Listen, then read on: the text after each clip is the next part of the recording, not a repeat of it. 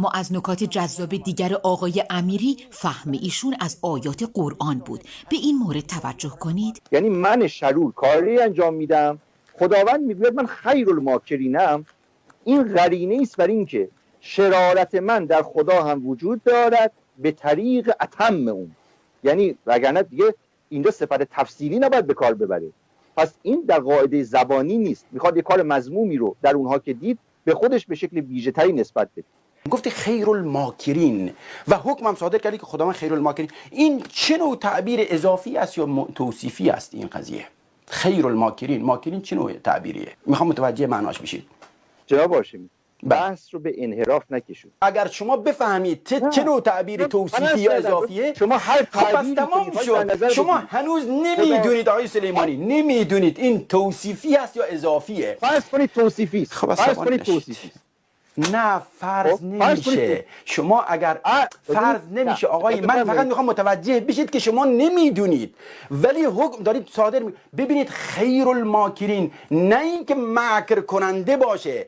وقتی خداوند تعبیر مکری که اونها به کار میبردن، خداوند میفرماید با بهترین روش اینهایی که مکر کردن همون مکرشون بر خودشون برمی. چون شما هنوز نمیدونید که این تعبیر توصیفی است یا اضافی است، اینطور حکم صادر. و شما تنها نیستینا، خدا ناباوران در زمینه ادبیات عربی اطلاعاتشون بسیار ضعیف و پایینه ولی حکم صادر میکنن. و مکر الله والله خیر الماکرین.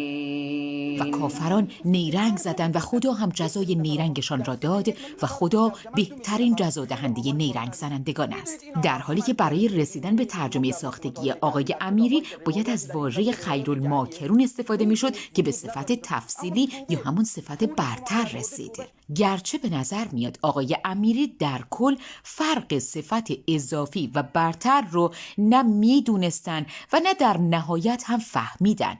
و اما نکته جذاب آخر، شما امروز کشورهای اروپایی رو نگاه بکنید، در شمال اروپا یا ژاپن یا جایی کمترین میزان خدا باوران رو داره و خدا ناباوران در اون خیلی زیادن. چرا جرم و جنایت به حداقل رسیده، اما شما در کشورهای اسلامی، جمهوری اسلامی همه خدا باور، کشورهای عربی منطقه همه خدا باورن. شما در خیابان راه میرید جیبتون رو میزنن. اجازه بدین تا از ادعا به واقعیت سری بزنیم.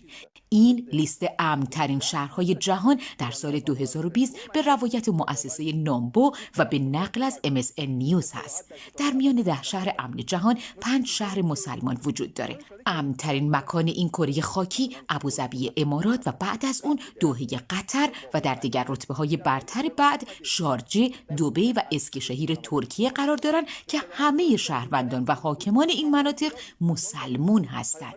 باقی شهرهای لیست هم همه مسیحی کاتولیک هستند بجز تایپه که بودایی‌اند و در هیچ کدوم آتئیست ها جزو عقاید رده های چندم هم نیستند.